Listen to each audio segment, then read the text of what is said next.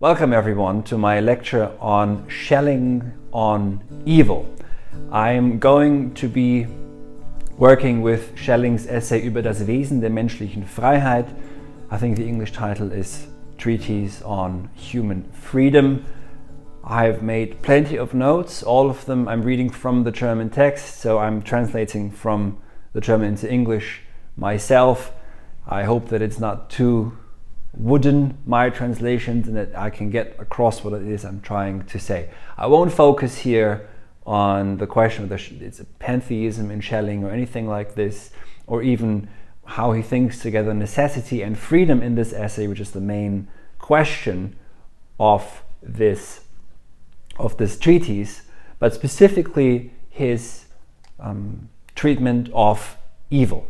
And if you'd like to study Schelling and German idealism more closely with me, then please follow the link in the description of this video. And also, as always, I'd be very thankful if you could support this work by any means necessary. There will be several links down in the description as well. So, with no further ado, here is what I can gather from Schelling on evil. But let me begin before that with his notion of Realidealismus, real idealism, which he hyphenates, makes it one word. He calls it die Gegensatzphilosophie, the oppositional philosophy, bringing together the real and the ideal, where the real is the dark, das Wirre, so the confused, and will without understanding, whereas the ideal is the truly that which truly is, and the bright, das Helle, so the light. Let's just say darkness and light. Both of them are necessarily related to each other. So, however, the real is not lack. There's no lack in darkness. It's not to say that, and then it's also not. It's simply extremely far removed from the light, but it is also from within the nature of God, herrührend in German. So not emerging, but in a sense, and also not caused by it, but swinging from out of the nature of God. This dark can break through this as an abyss at any given moment. Real freedom, why is evil comes on the stage here in this treatise? Because real freedom, not ideal formalistic freedom. Real freedom requires the possibility of evil.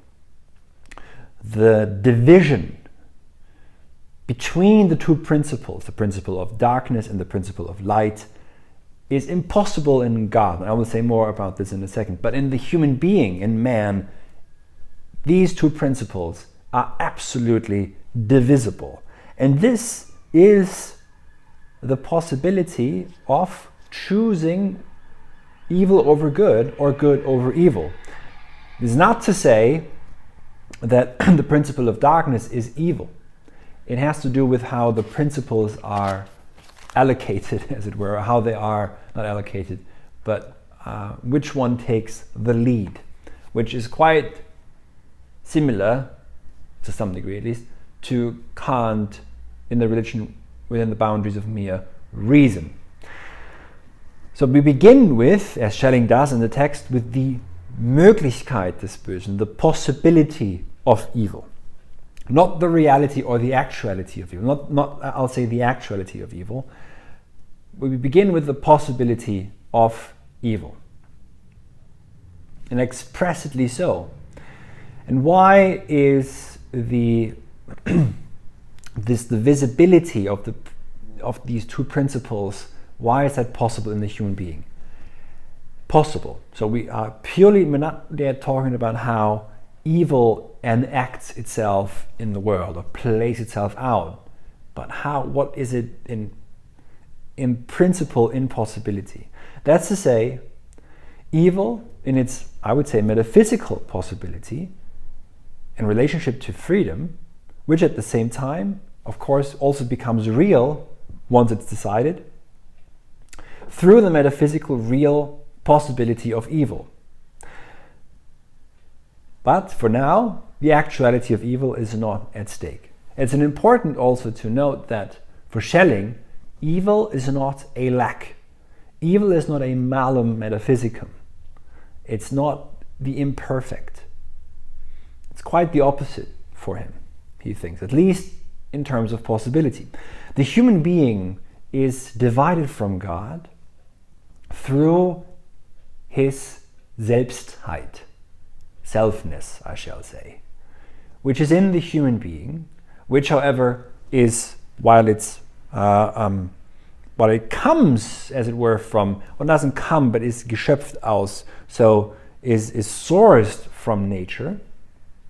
However, the human being goes beyond nature and is actually completely, also in some way, liberated from nature, and that's to say from that will that dominates within her. Selfness, Selbstheit, is Geist, is spirit, and that is to say it's free. Spirit is free from the two principles. Free now in the sense that the spirit is still related to these two principles, but within spirit those two principles are not active. Spirit is free to choose.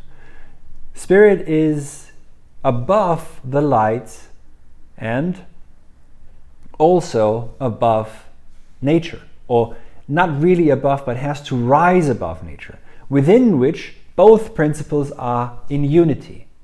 Hence, there is no freedom in nature, but there is freedom outside nature in the realm of spirit, from which, in this realm of the possible, the human being chooses which principle, the principle of darkness or the principle of light, takes the lead, while one can never fully trump or extinguish the other.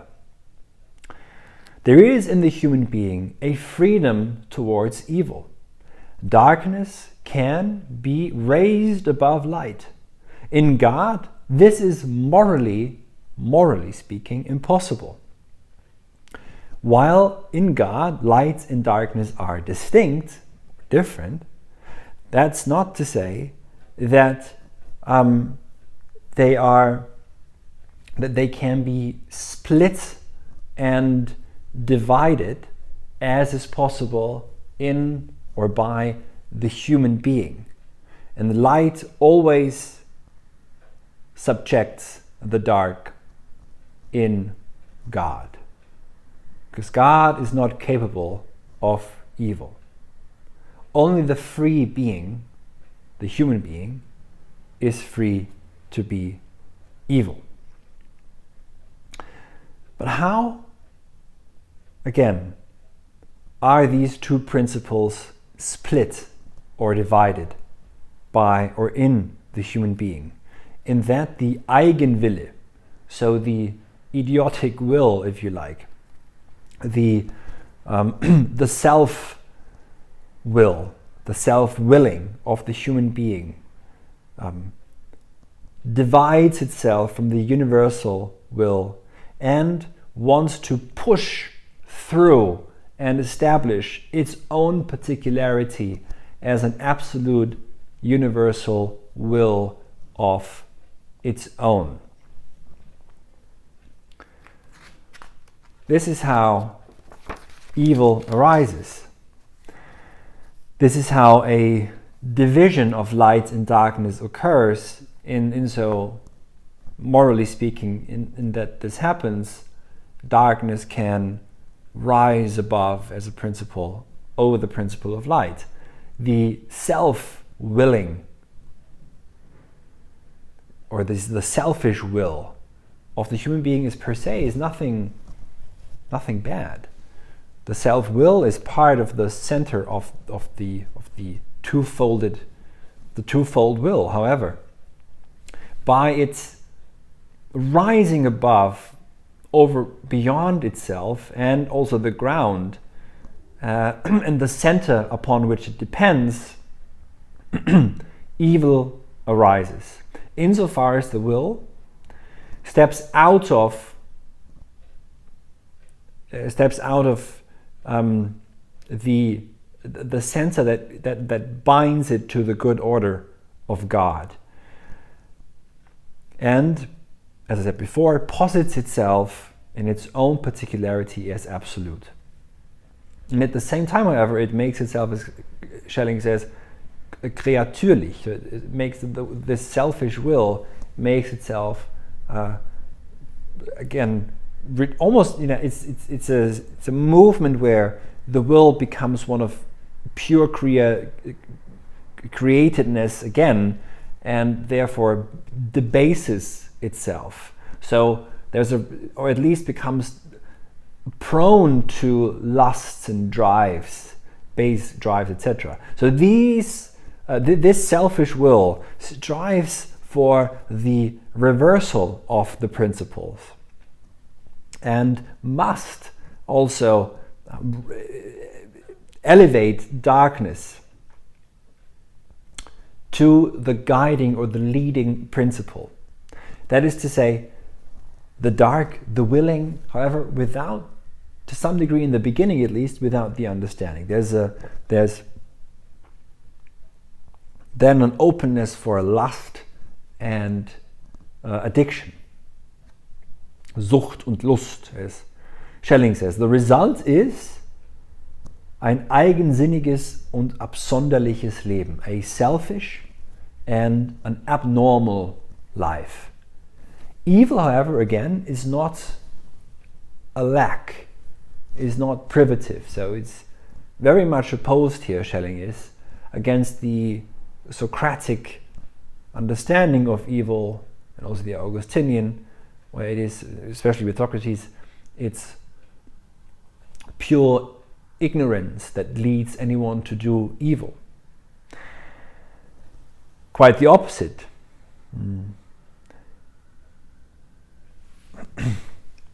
The selfish will, which strives away from the universal will and makes itself in its particularity absolute, throws the holy measure and the order of God, well, it doesn't throw it, wirft es durcheinander, so it's diabolical, throwing it through and through, confusing this holy measure of God. The will of the human being is then, because it is a coming together of living forces, is still related then, there's never a complete cut-off from any of the two principles or from nature, even when this complete rising above it takes place.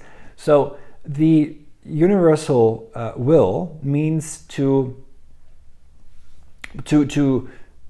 move beyond the universal will and to make its own selfish will the particular absolute will, means to destroy the unity between the living oppositionality of the universal will and the selfish will. So that's being broken through. That living oppositionality that is required precisely for life, that's being broken through when the selfish will wants to make itself the universal will. And that is then a twisting of, and verdrehen, a twisting of the principles, and a twisting also of the will. So we can already see that in this possibility of the freedom towards evil, there is already spitting to a certain degree what the result will be in the actuality when evil enacts itself in the world. The result is, and Schelling is going a bit beyond what he's supposed to say here when he talks purely about possibility, the result is a false life, a lie, as he says in German, ein Gewächs der Unruhe und Verderbnis. The result is unrest and destruction. The concept of evil then is that evil rests on the twisting of the two principles and their false rearrangement, where the principle of darkness then takes the lead. Only here, says Schelling, and with these concepts of evil, shows itself, well, evil itself shows itself and is no longer made harmless. Schelling, at the time of his writing, believes that in his time, and also before, evil was made almost too benign, especially perhaps around the Enlightenment mood. Evil was considered as either completely non-existent or no longer possible after the Enlightenment had struck, or evil was just seen again as a lack, ignorance, failure of the education, or just mere passivity. But for Schelling, quite obviously, evil is very active. Devil, that is to say, is not, as he points out, the devil is not a limited being, not in any way ignorant, but is instead most completely illimited, unlimited, illimitiert, he says in German, so unlimited. The devil is capable, or evil itself is for the most, very often, extremely focused and concentrated and capable of gathering all of its forces to its end goal. However, Schelling will have to, and I point this out here very briefly, he will have to admit, and he will do so, I think, in the sections on actuality of evil that we'll get to, that all this concentration still just leads into falseness. Hence, this striving into the lie cannot really be brought together with the striving towards perfectibility, as Schelling seems to be doing. So it may have sounded or seemed as though, as if for Schelling, evil is also just reducible to bodily pleasures and desires. But that is not the case, and I do apologize if it sounded as such. The earthly, das Irdische, sorry. The worldly, I think I would have to say in English, not the earthly, that sounds a bit weird. The worldly pleasures, the sensual, those do stem from the real, from the dark. However, that's not the ground for evil. There's a split between what's existing and the ground for existence anyways, but still here we have to say there must be a freedom for evil, which again is the twisting, the free twisting of the two principles. Evil cannot be reduced to a misguided sensuality, or where reason fails to tame the sensual, or the weakness of the flesh, etc., of the body, etc. None of this. There's a twofold will, and the twofold will allows for, again, this rearrangement of the principles, which then, however, in actuality, as a result, leads to the bodily pleasures taking over. But not only, there's something much more profound happening also, which has to do with the imagination, to which we will get in a second. There is even, he says, enthusiasm for evil. How could there be enthusiasm for evil if evil were merely reducible to either bodily pleasures, which can be easily tamed, or to ignorance of reason, or something wrong with the education or so? Why this enthusiasm, this fascination with evil? Because the human being is also an evil creature, he says. The principle of finitude, which has as a result, would have the lackfulness of man, incompleteness of man, that is not good enough to explain evil, and actually makes evil again harmless and benign. Only the human being, I add here, Schelling does not say this, only the human being can become inhumane. A dog has never been called, at least by anyone who can think and articulate anything, undogly. makes no sense. The dog is just a dog. No animal is ever inanimally. The human being can become inhumane, unmenschlich, precisely because, I want to argue here, the human being is free to be evil and can raise the principle of darkness over the principle of light. And again, the principle of darkness is not per se evil. The principle of darkness is those two principles are in unity, in a living oppositional unity.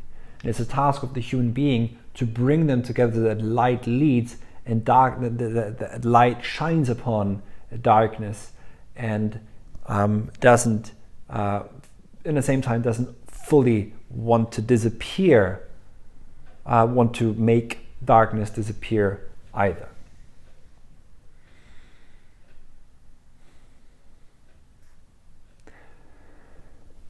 So, in the realm of the possible, there is this free choice, as it were, for which principle takes the lead. However, in actuality, things will look differently. I won't go into why there is here a distinction between what's existing and the ground of what is existing or existence. They are falling apart here necessarily because evil cannot come from God. Evil per se cannot come from God, but from this rearrangement of the principles. Schelling here points to the meon of the Greeks and also to creatio ex nihilo. Again, I won't go into this here, I might do some other time.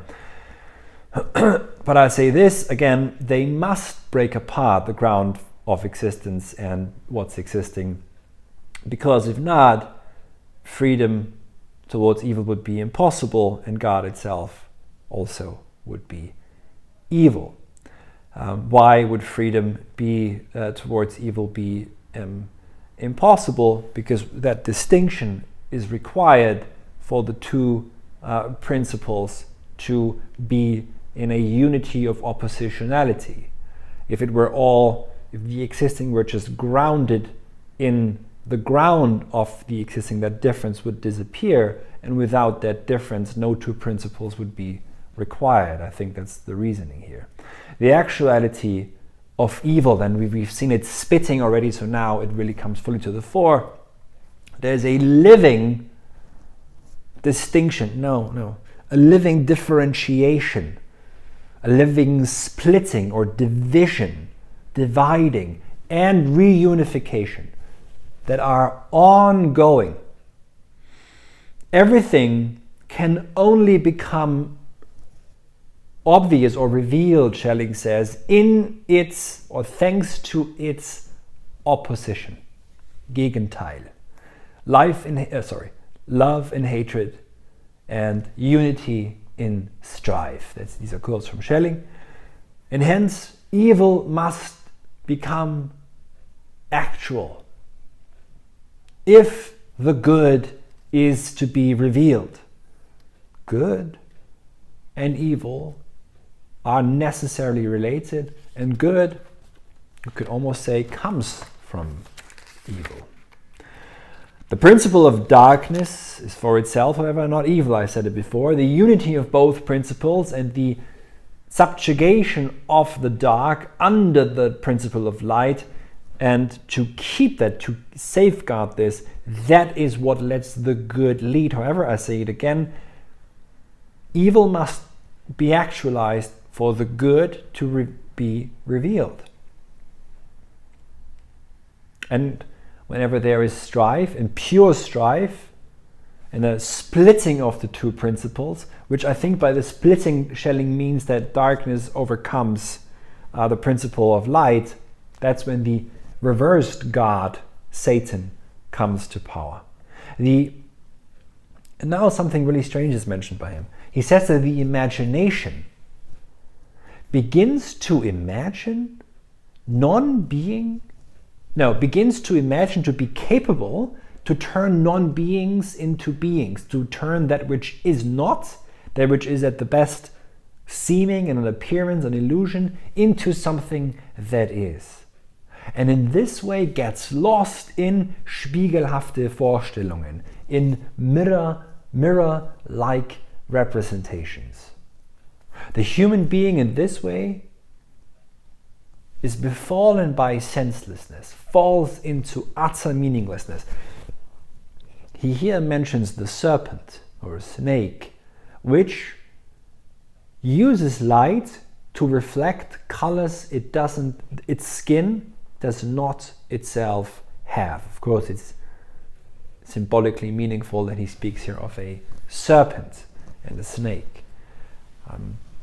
But let me say this on why is the imagination so? Why does the imagination come in when we start engaging with the question of the actuality of evil? The imaginatio. Why? I think it's for the following reason. Thinking, speculative thinking, requires light in the interplay with dark, however, where the clearing of a light takes the lead, and insofar as in light, not with too much light obviously, but with just the right balance between light and dark, where the light is in charge still, there is a free coming together. Whereas in darkness, so already in a certain realm also of confusion and worry that comes with it, what the imagination does is to hold on to anything, just about any illusion representation it can get out from anywhere, to produce a reflection within a reflection within which it recognizes itself and can find something to hold on to. This is also the way in which Baudrillard describes the simulacrum. So it's quite the simulacrum is satanic, is diabolical in that sense. So here, that we now have to dealing with the actuality of evil. And not only its possibility, there's a false imagination that leads the understanding towards what is not. So in actuality, we actually see that the lie, falseness, etc., all of this take over. And hence, there is a meaningless double reflection. And so freedom, I would say, is lost. I'm going a bit beyond Schelling here. But still, but it is because, so in the realm of the possible, there's a freedom towards evil. But in once it begins to enact itself, it's still free in the realm of the possible. But in actuality, the human being who is befallen by this, even if he may be very, very, very, very focused and concentrated on what he wants to achieve, he will still collapse. His entire project will collapse into meaninglessness, and also will be very prone to having to generate false images that are circling within itself, referencing only itself, never ever stepping outside of itself, precisely because it is, after all, then still a lie and hence fragile. Thank you very much.